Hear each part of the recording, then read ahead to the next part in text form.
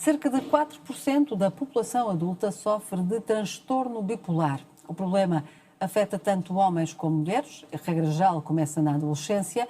É um transtorno cerebral que causa mudanças de humor e de energia que afeta as tarefas diárias. Neste Dia Mundial dedicado a este transtorno bipolar, o convidado bom dia Portugal é o psiquiatra António Sampaio.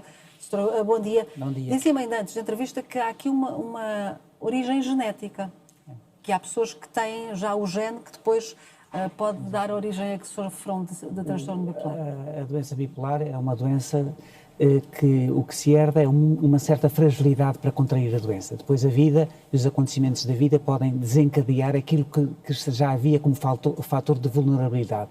Mas realmente é uma situação com caráter muito endógeno, com caráter muito de genético e não tanto do ambiente que nos afeta ao dia a dia. Pessoas da mesma família têm tendência... pessoas da mesma família, muitas vezes até irmãos, a mãe, depois teve um tio-avô, portanto como acontece, por exemplo, com outras doenças em medicina, que é o caso da diabetes. A diabetes também tem uma fragilidade genética cuja tendência se herda e depois, se não houver um comportamento adequado, a doença vem cá para fora.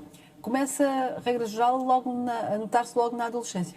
Mas também é verdade se diga que há casos novos, isto é o primeiro diagnóstico aos 50 anos. Portanto, isto é uma doença que pode acontecer a qualquer altura da vida e muitas vezes surpreende por ser tardia justamente, embora o normal seja... Mas porquê? Porque as pessoas não estão atentas aos sintomas ou porque nessa fase da vida pode acontecer alguma coisa porque nessa fase da vida pode acontecer alguma coisa que despoleta uma depressão, por exemplo, e depois a recuperação da depressão dá-se com uma extra-euforia, que é o que caracteriza esta doença, que bipolar são os dois polos, isto é, a tristeza profunda e a supra-euforia, que em psiquiatria se chama mania.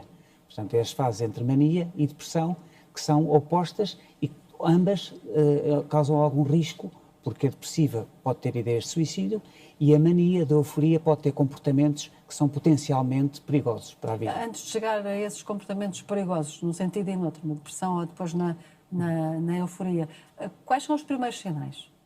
Os primeiros sinais são, quando é no caso da elevação do humor, são uma confiança muito grande, uma maneira diferente de estar do indivíduo, nomeadamente atitudes inibidas, passar a ser uma personalidade que muito mais virada para fora, muito mais atrevida, muito mais com uma sensação, eles têm uma sensação de eloquência e de brilhantismo cerebral e de não falharem, de ponto a fazerem investimentos que ultrapassa depois aquilo que se pode fazer. Mas há a não necessidade de dormir, portanto, há um vigor que não se acontecia naquela pessoa na fase e no contrário, na fase depressiva. É fácil tratar, doutor? É fácil tratar. O que é difícil é reconhecer a doença. As pessoas não reconhecem muito esta doença e há pouca informação também. Foi bom terem convidado para mim ou outra pessoa, mas foi bom. É esse o nosso papel também. Obrigada por ter vindo ao Bom Dia Portugal.